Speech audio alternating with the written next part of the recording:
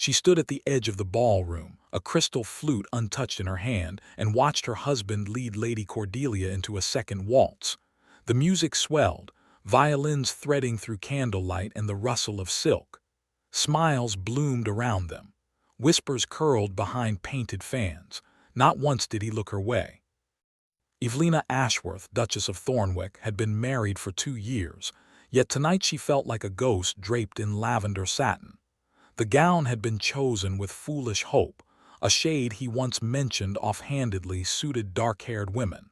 He hadn't noticed. He hadn't even glanced toward the pillar where she stood.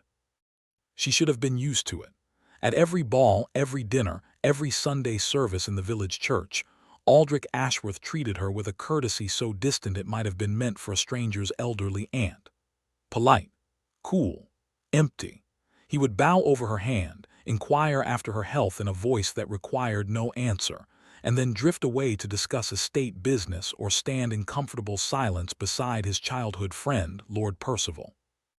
But tonight the second waltz struck a wound that hadn't yet scarred. The Duke had danced with Lady Cordelia twice. Twice. Society's arithmetic was cruel. 1 dance was grace. 2 dances to a woman who was not his wife was a quiet announcement that his duchess held no claim on his attention. A nearby matron murmured behind her, "Poor thing. They say he only married her to settle her father's debts. She stands there night after night hopping for a smile that never comes." The words did not cut. They simply confirmed what Evelina already knew. She set down her glass on a passing tray, turned on her heel, and walked with measured steps through the terrace doors. The cold night air bit her cheeks. She did not shiver. She was too hollow to feel the cold. Behind her, Aldrich Ashworth danced on, unaware that his wife had stopped waiting. 2 years earlier, Evelina had arrived at Thornwick Hall as a bride of 19, carrying a trousseau stitched with hope and a heart full of naive expectations. Her father, Viscount Harrow, had been facing ruin, the kind of ruin that carried the scent of debtor's prison. When the Duke of Thornwick offered a swift, silent contract, her hand for his fortune and the protection of her family, she had agreed, but she had also believed. She believed in the gentle way he'd signed the papers, in the single white rose he'd sent the morning of their wedding, in the brief flash of something unreadable in his gray eyes when she'd walked down the aisle. She thought him reserved, perhaps wounded by a difficult past, and she was certain that tenderness and time would open the door between them. So she tried. For 2 years she tried. She learned his preferences, tea with lemon, not milk, books of naval history, not poetry, solitude after dinner, not conversation. She arranged his study with fresh flowers, though he never mentioned them. She sat through long, silent meals, filling the quiet with soft observations about the estate, hoping he might one day respond with more than a nod. She dressed in colors he might like. She smiled when she felt invisible. She left little notes in his coat pockets, notes he never acknowledged. Once, early in their marriage, she had touched his arm lightly as they walked through the rose garden. He had stiffened, excused himself, and spent the rest of the evening in his study with the door closed. She never reached for him that way again. There were no arguments, no cruelty, no raised voices. There was only distance, a constant, aching distance that drained the warmth from every room he entered. The staff noticed. The village noticed. Even her maid, gentle Molly, would brush Evelina's hair at night and say nothing, her pitying eyes meeting hers in the mirror. And still, Evelina waited. She waited for the day he might turn his head and truly see her. The morning after the ball, something inside her simply cracked, not with rage but with exhaustion. She stood by the window of her sitting room, watching the mist roll over the downs, and felt the last ember of hope cool into ash. She had spent 2 years auditioning for a role that didn't exist. She could not do it any longer. That afternoon she walked into the village alone, something she rarely did. She visited the parson's wife and listened to the woman's troubles with the parish school. Too many children, too little space, and a leaking roof. The old schoolroom was damp and dark, and the children coughed through their lessons. Evelina knelt on the stone floor, looked at the peeling plaster, and felt something shift in her chest. Here was a need she could meet. Here was something she could pour her unused love into. She returned to Thornwick Hall and went directly to the unused East Wing, a forgotten corridor of shuttered rooms and draped furniture. The Duke never came there. It was hers to transform. She ordered the windows unshuttered, the floors swept, the old furniture donated or repurposed. Within a week she had drafted plans, a bright, warm schoolroom for the village children, funded by the household budget she had never dared touch before. She hired carpenters. She sourced books. She rolled up her sleeves and scrubbed tables alongside the maids. Aldrich, away in London for 3 weeks on parliamentary business, knew nothing of it. When he returned, he found the East Wing alive with the scent of beeswax and the sound of hammering. He paused in the corridor, frowning, and his steward, Mr. Hale, informed him that Her Grace was establishing a school. "Is she?" said Aldrich flatly and walked on. But something snagged at the edge of his awareness. The house felt different. There was a lightness in the staff's step. His wife no longer waited in the entrance hall to greet him. She was elsewhere, busy. He told himself it was a relief. Summer arrived, and with it a new face at Thornwick Hall. Thomas Barlow, the steward's son, had returned from agricultural studies in the north, a young man of 24 with kind eyes and an easy manner. His father assigned him to assist the Duchess with the school's kitchen garden, and Thomas threw himself into the work with unguarded enthusiasm. Evelina, kneeling in the soil with her gloves stained dark, found herself laughing for the first time in months. Thomas had just upended a barrow of compost across his own boots, and his expression of comic dismay was impossible to resist. Her laughter was light, surprised, and it drifted across the terrace wall just as Aldrich stepped out for his afternoon ride. The Duke stopped. The sound was unfamiliar, a bright bell he hadn't heard in his own home for 2 years, perhaps ever. He turned his head, and through the gap in the hedge he saw his wife, hair escaping its pins, cheeks flushed with sun, smiling at a young man who was grinning and brushing dirt from his trousers. Something cold and sharp lodged beneath Aldrich's ribs. He stood motionless for a long moment, then mounted his horse and rode hard toward the north pasture, leaving the sound of laughter far behind. He did not examine the feeling. He refused to name it, but it followed him all afternoon, a shadow with teeth. The school opened on the 1st of July with 23 children, new slates, and a roof that did not leak. Evelina stood at the door, welcoming each child by name, her heart fuller than it had been since her wedding day. She had not seen Aldrich for 2 days. She no longer tracked his movements. The aching loneliness had eased into a quieter, more manageable sorrow, softened by purpose. The village began to speak of the Duchess with warmth. Her small kindnesses multiplied: new blankets for the elderly, a basket left on a widow's step, a quiet word that saved a family from eviction. She moved through Thornwick's lanes with a calm presence that drew children to her hem and respect from the farmers. She was still the Duke's wife, but she was becoming something of her own. Aldrich observed all of it from a distance he did not know how to bridge. He watched her leave the house early, return late, her face tired but content. She no longer sought his company in the evenings. She no longer left notes in his pockets. She ate in the small dining room off the kitchen, claiming she did not wish to disturb his work. When they did cross paths, she was gracious, brief, and utterly remote. He told himself it was what he had wanted. It was what he had arranged. He had married her to save her family and secure an alliance, nothing more. The coldness was a necessary armor, a shield to protect her from the truth he carried. A heart that was already failing, a life that would be short. Better to be a distant husband than a beloved ghost. He had been so certain. But now her absence was a hollow ache in the house. The quiet he once craved had become a void. He found himself lingering in the corridor of the East Wing, listening to the muffled recitation of children's voices.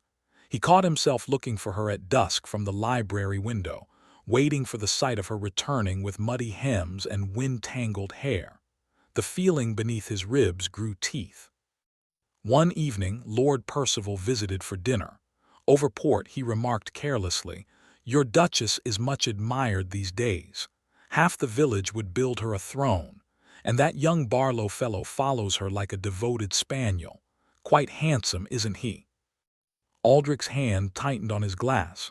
"He assists with the school garden," he said, voice flat. "I'm sure he does." Percival's tone was light, but his eyes were sharp. "Careful, Aldrich. A neglected garden invites other gardeners."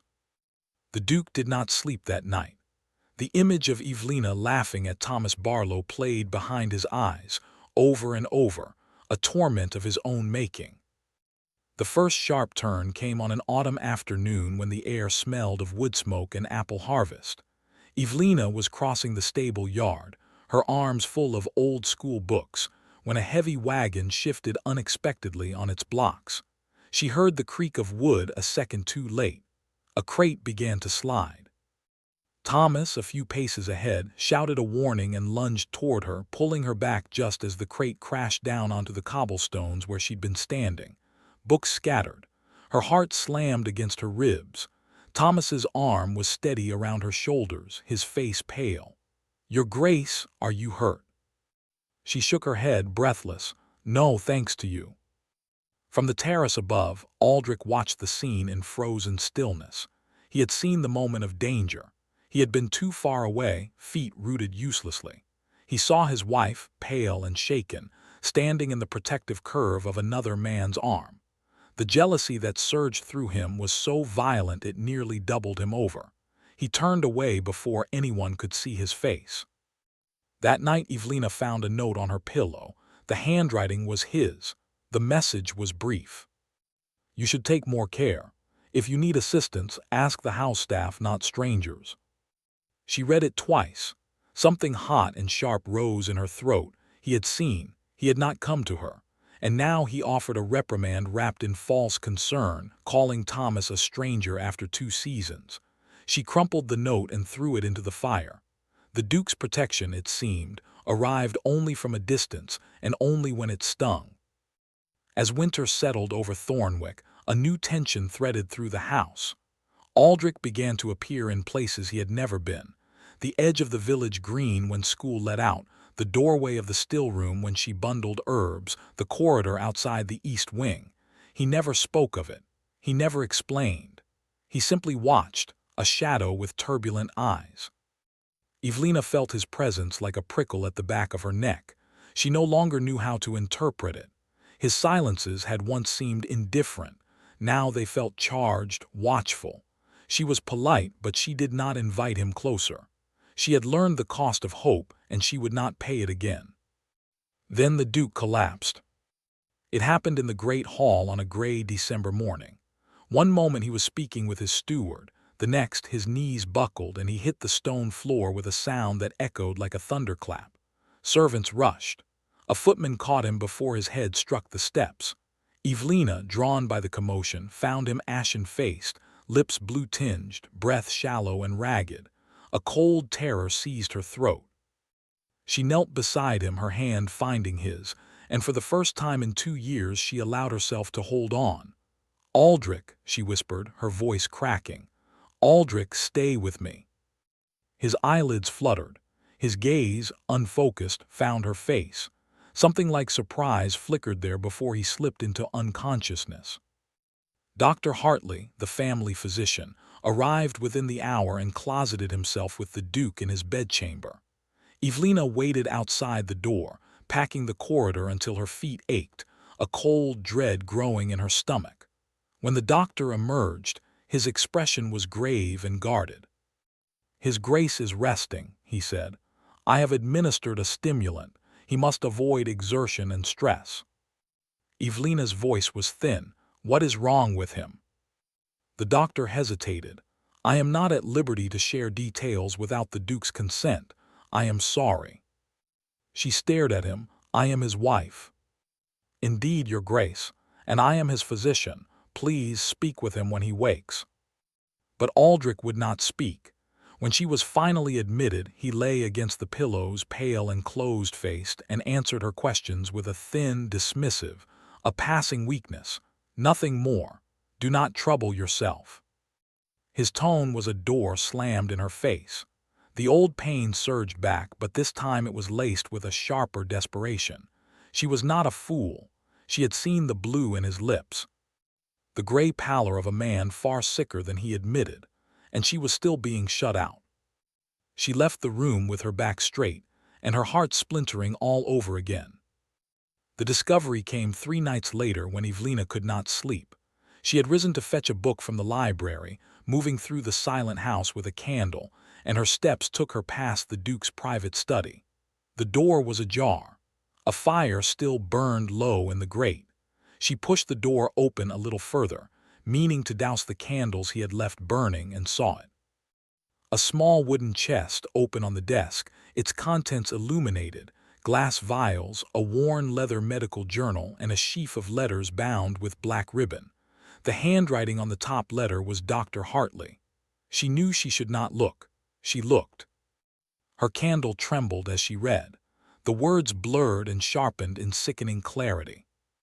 Degenerative cardiac weakness, likely congenital.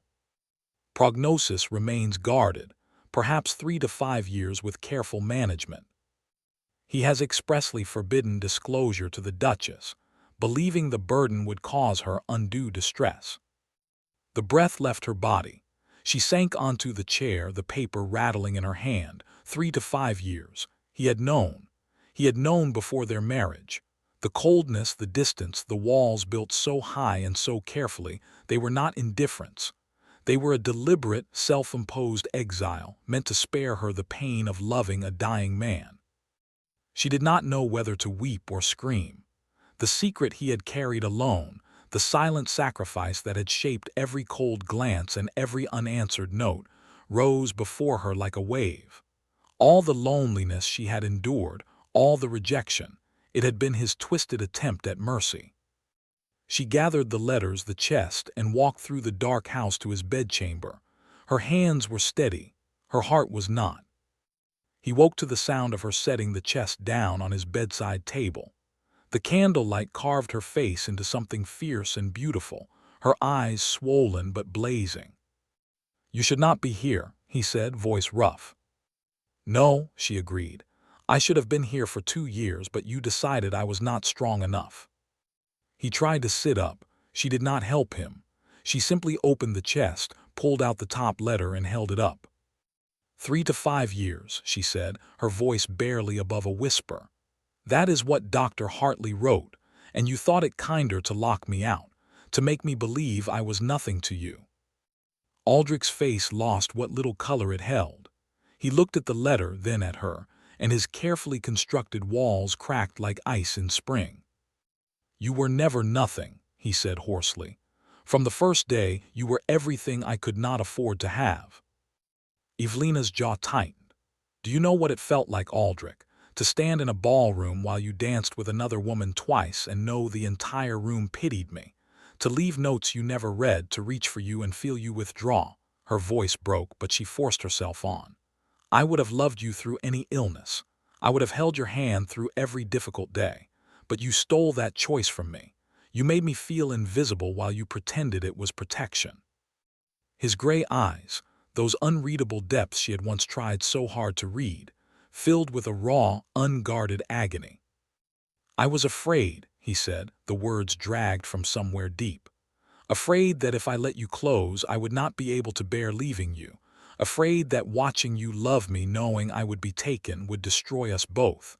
I thought a distant husband would be an easier loss to mourn. I was a coward, Evelina. I was wrong." She stared at him, her chest heaving, the anger and the grief so tangled she could hardly breathe. And then the grief won. Her shoulders sagged and the letter slipped from her fingers. "How much time?" she whispered. "The doctors say 2 years, perhaps 3 if I am careful." His voice was barely a thread. "I have been less careful of late. I could not bear the distance I had created, and I did not know how to undo it." She closed her eyes. 2 years. All the waiting, all the coldness, and now a clock she could hear ticking. "Then we will not waste another day," she said, and her voice was steadier now, tempered by a fierce, unshed sorrow. "I am not a porcelain figure to be shielded from the truth. I am your wife. I am still your wife. And if you have only 2 years, then I will have every hour of them, whether you think you deserve it or not." Aldrich looked at her, at this woman he had pushed away with such cruel care, and the tears that spilled down his cheeks were the first he had allowed himself since he was a boy. "I loved you too late," he said, the confession scraping through him. "I loved you from the wedding day, and I buried it so deep I nearly lost you. I am sorry. I am so sorry." She moved then, crossing to the bed, and took his cold hand between her own warm ones. She did not embrace him, not yet, but she held on. "Show me," she said quietly. "No more walls, no more silence, show me." The next days were strange and fragile, a thaw after a long, bitter frost. Aldrich, stripped of his armor, was a man she barely recognized. He was quiet still, but it was a soft quiet now, a listening quiet. He asked about the school and listened while she described the children, their names, their small triumphs. He walked with her through the east wing, leaning on a cane, and met the students who curtsied and bowed with wide eyes. He did not smile often, but when he did, the lines around his mouth gentled. Evelina did not trust the change all at once. She waited for the walls to rise again, for the chill to return. But Aldrich seemed determined to burn through whatever time he had left with honesty. He told her about the diagnosis, given when he was 25, a year before their marriage. He told her how he had raged, then grieved, then resolved to protect his future wife from the shadow of a short marriage. He had not anticipated that she would become the center of his world. He had not anticipated that her absence would be a pain sharper than any heart spasm. And then came the second revelation, gentler than the first. One evening, Evelina was reviewing the school's ledgers, puzzling over an anomaly. The new books and renovation supplies had cost far less than she'd expected. The timber merchant had offered a mysterious discount. The printer had waived half his fee. She had assumed it was goodwill born of her title. But as she mentioned it to Mr. Hale, the steward hesitated, then quietly confessed. "Forgive me, Your Grace. The discounts were not from the merchants. His Grace covered the remainder from his personal accounts. He asked that it remain confidential." She sat motionless. The books, the roof, the thick winter cloaks for the poorest children. He had been there in the shadows, silently providing for the very purpose she had built to fill the void he left. Even in his distance, he had been watching over her. That night she went to his study and found him reading by the fire. He looked up, and something in her expression made him set the book aside. "You paid for the school," she said. He did not deny it. "I wanted to help. I did not know how to give you my presents, so I gave what I could without you knowing. It was not noble. It was another coward's gift." Evelina crossed the room and sat on the footstool by his chair. "You watched over me from the dark," she said softly, "and you let me believe I was alone. I am a fool, Evelina. I have been a fool for years." She looked into his tired, handsome face, the shadows beneath his eyes, the fine tremor in his hands that betrayed his weakening body. Her anger had faded into a sorrowful tenderness, an ache for the time they had lost, and the man he was trying so hard to become. "Then we are both fools," she said. "I waited in silence too, hoping you would guess my heart. Perhaps we can learn a new language together." He reached out and with a tenderness that broke her heart and mended it in the same breath, tucked a stray strand of hair behind her ear. It was the first touch he had ever initiated, not pulled away from. "I will spend every day learning it," he said, "if you will have me." Winter melted into a gentle spring. The Duke's health remained precarious, but with careful rest, Dr. Hartley's medicines, and the surprising will to fight that Evelina had ignited in him, he grew a little stronger. He walked with her through the garden, his steps slow, her hand in the crook of his arm. They sat together in the schoolroom, and he read aloud to the children, his deep voice filling the space with stories of far-off seas. The village watched the change with quiet wonder. Jealousy, once a gnawing beast, had dissolved into something else. Thomas Barlow remained a cheerful presence, but now Aldrich was beside his wife. The young man's admiration was simply a background note, harmless. And one afternoon, as they stood by the school gate, Thomas approached and bowed. "Your Grace," he said to Evelina, "I have received an offer to manage an estate in the next county. I wanted to thank you for your guidance." She smiled, wished him well, and watched him go. Aldrich's hand tightened slightly on hers, but when she looked at him, his expression was calm. "He is a good man," Aldrich said quietly. "I am grateful he was there when I was not." It was not jealousy anymore. It was gratitude laced with the lingering guilt of his absence.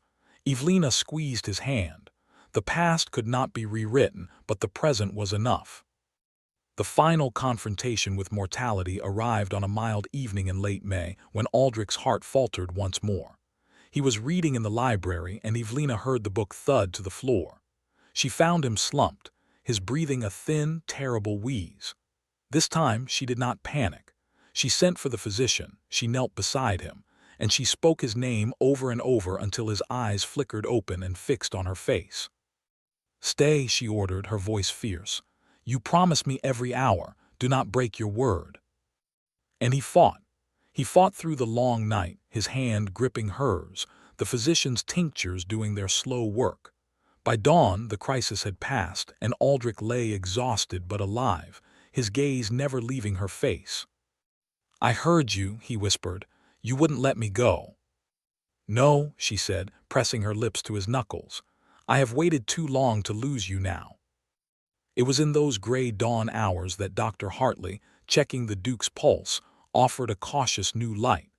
A colleague in Vienna had been experimenting with a treatment regimen for cardiac weakness. It was not a cure, but with travel and careful management, the prognosis might extend far beyond the original estimate. A year, perhaps 5, perhaps more. The words were tentative, but they changed everything. Aldrich looked at Evelina, and for the first time, the hope in his eyes was not guarded. "Vienna," he said, a breath of a laugh. "I always hated travel."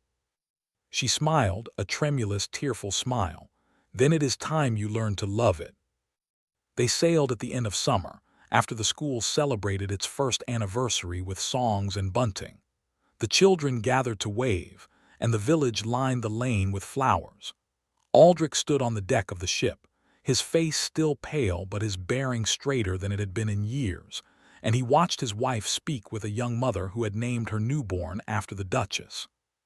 When she joined him at the rail, he took her hand and held it against his chest, where his heart beat a steady, if imperfect, rhythm. "You saved me," he said. "Not with medicine, with your stubborn, radiant refusal to give up." She leaned her head against his shoulder. "You saved yourself, Aldrich. I only reminded you that you were worth saving." The ship cut through the gray waters, and behind them the white cliffs of England grew smaller. Ahead lay an uncertain future, but for the first time in their marriage, they faced it together, side by side. That winter, in a quiet apartment in Vienna, surrounded by snow and the scent of wood smoke, Aldrich Ashworth knelt before his wife with a ring he had never truly given her in spirit, a delicate band of sapphires that matched the ones he had noticed in her eyes the day they wed. "Marry me again," he said, his voice rough with emotion. "Not out of duty, not out of arrangement. Marry me with the love I should have given you from the start." Evelina pulled him to his feet and into her arms. "I married you with love then, you impossible man. I just never stopped." They were words that needed no further ceremony. The ring slipped onto her finger, and in the soft light of a foreign city, they sealed their long-delayed beginning with a kiss that tasted of forgiveness, of hope, and of a home they had finally built together. The healing was not a single moment. It was 1,000 small ones, shared breakfasts, walks through frosty parks, his voice reading to her at night when his strength failed, her hand steadying him on the stairs. It was in the way he learned to say her name like a prayer, and the way she learned to trust the warmth in his eyes. 2 years had been taken by silence and misunderstanding, but the years ahead, however many there might be, would be filled with the kind of love that does not wait, does not hide, and does not let go. And when they returned to Thornwick Hall the following spring, The east wing windows glowed with candlelight, and the sound of children's laughter drifted across the garden. The Duchess and her Duke walked the path arm in arm, and no one in the village whispered of pity any longer. They whispered of a love story that had been nearly lost, and was now, every single day, fiercely, tenderly found. If you enjoyed this story, don't forget to give it a like and subscribe to the channel. Also, let us know in the comments which country you're watching from. Your support means a lot to us. Thank you for watching, and see you in the next amazing story.